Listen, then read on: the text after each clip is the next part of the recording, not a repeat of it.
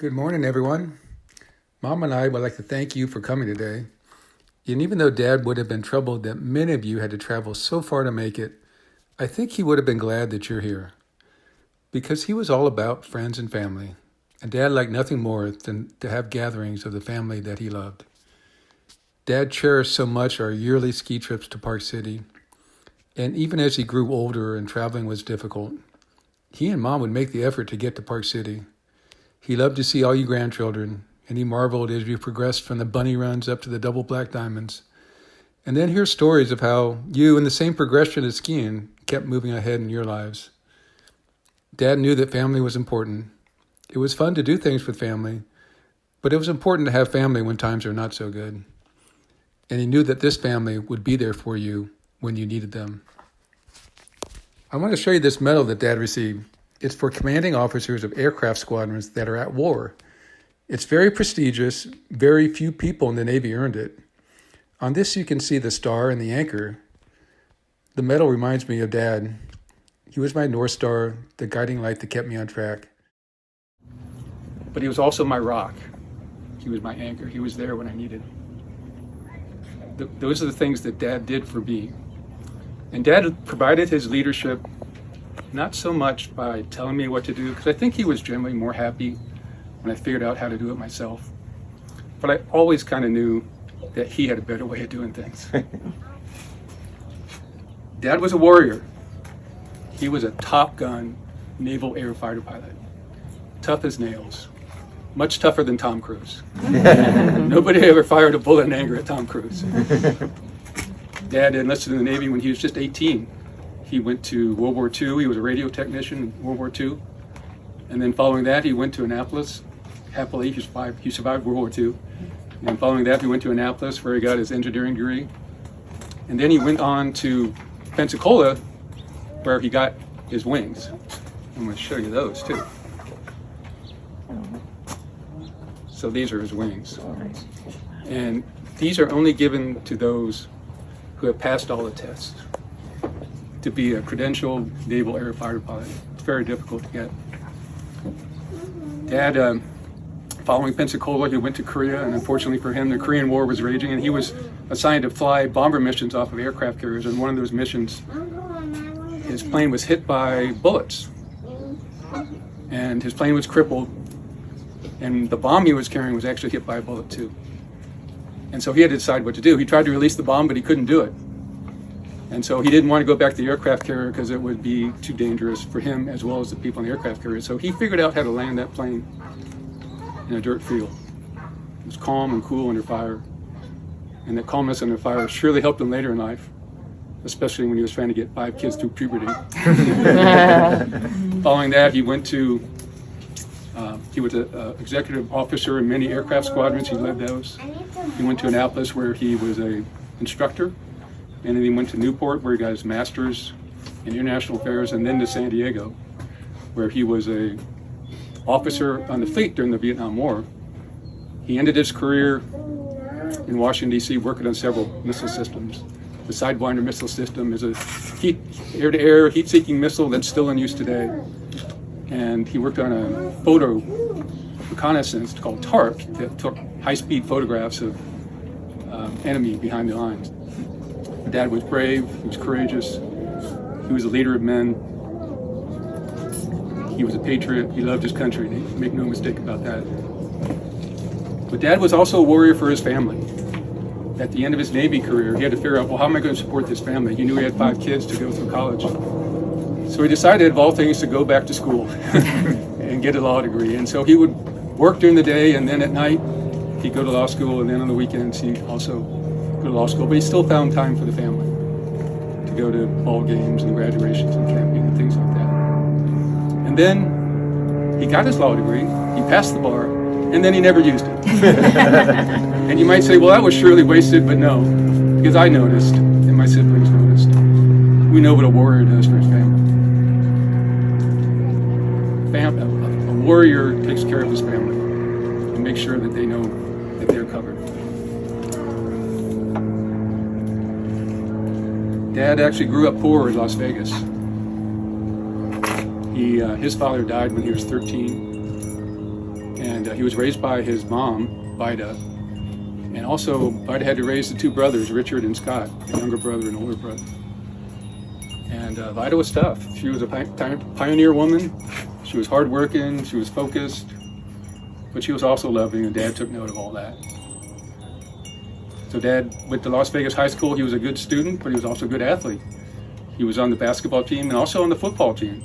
He was running back on the state championship football team that was undefeated and unscored upon, and is in Ripley's, believe it or not. You can fact check me on that. Following high school, he went to Annapolis where he got his wings.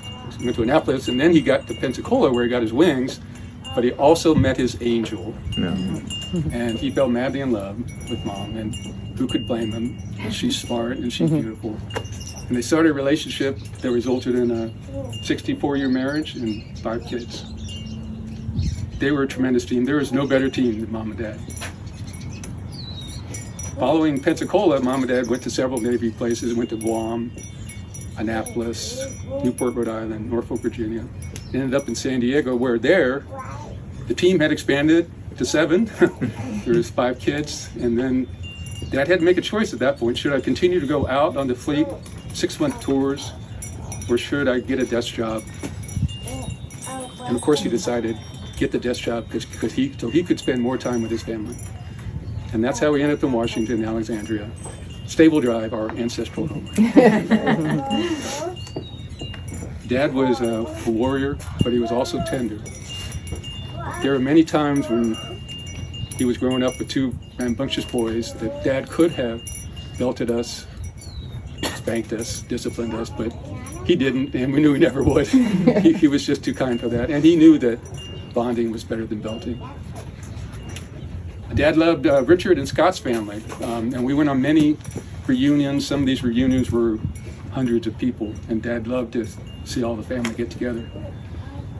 Richard passed away, unfortunately, recently, and Scott also passed away when he was in his 40s, and he had 7 kids. And so those kids were raised by Miriam, his wife, and Vida. And Dad paid special attention to them. He would, when they were young, he'd go over their house. He would be dressed up in his shiny navy blue uniform. And he'd come over and he'd tell stories, and the kids were so impressed by that. And then he would give gifts to them, and he would make sure they had gifts while they were growing up at Christmas time. And Dad never told us he did these things. We heard about it later from Scott's kids, our cousins. Dad knew what it was like to grow up without a father, and he did his best to fill that gap. Dad had many friendships. You're going to meet a lot of these people this afternoon at lunch, and of course Mona and Meryl were a tremendous friendship and for many, many years. But Dad also had friendships from high school, even going back to high school. He went to his 70th reunion. And he also went to Naval Academy reunions. He knew the value of friendships, and he made sure that he put the effort into that because he knew how important they were. It's been said that the idea is to die young as late as possible, and Dad eagerly embraced that principle. He worked out nearly every day later on in his life. He also exercised his brain. He was always keeping up on the latest science and engineering and technology. He liked to read books, and we would share books from time to time. I guess we had our own book club. And he was always interested in what I had to say, even though he always had more expertise than I did. And he liked to dream up big ideas. One of his ideas was to put big domes out in the desert, and people would live underneath these domes, miles wide, and you'd put solar panels on top. And they sound like it's not possible, but it's going to happen someday, and you can start seeing that when you drive from LA to Vegas. Dad escaped death many times. God wasn't ready to take him in Korea, but he had several heart attacks and surgeries. First one in his 50s, then several more. But he faced those bravely and also smartly. Right? He worked out a lot more. He changed his diet. Yeah, he was one of the first to figure out that carbs were bad and protein was good. And he passed that information on to us. And certainly will help me and how my lifestyle choices, and hopefully that'll help the next generation too. One of the great things about having such a great father is that I know he'll be well received up in heaven. So I can just imagine Dad up in heaven with St. Peter, He's up in the clouds. And Peter will nod at him and ask him to walk forward. And they'll be in front of these majestic old gates. Peter will open this old creaky gate, and Dad will walk over and say to St. Peter, I can fix that gate for you. And I think he would. And then go walk in, and Peter and Dad will be having a happy hour at some point. It'll be heaven's non-stop happy hour. They'll be happy all the time, I'm sure. And they'll see all the abundant sunshine and the beauty of it all. And Dad will look at it, turn to Peter and say, we can put some solar panels in. And he would. Dad loved to tinker with things, come up with ideas, fix things. He loved the Eichlers, and Mom and Dad did such a good job on the Eichlers.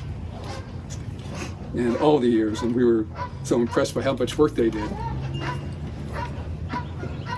And we loved, Dad didn't like hiring contractors, but we loved doing projects with them. Some of the fondest memories I have are doing projects with Dad.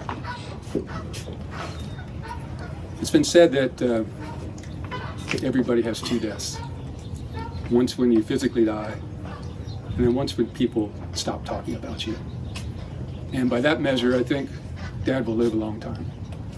He'll live on in our trip to Park City. He'll live on in our discussions with our kids and our grandkids. Not many people deserve to be living as long as Dad will, but Dad is well deserving. So in our grief for having lost such a great man, let's remember a life that was well lived. That God waited so long until he took him, and Dad lived so young and we all benefited from that. And I'm comforted by the knowledge that Dad is still up there, up in heaven, even now, being a role model for us, waving the light back and forth. It's solar powered. Even now, an inspiration for all of us. But I'm content to know that he's content. He's patient, and he will wait for us until we can meet again.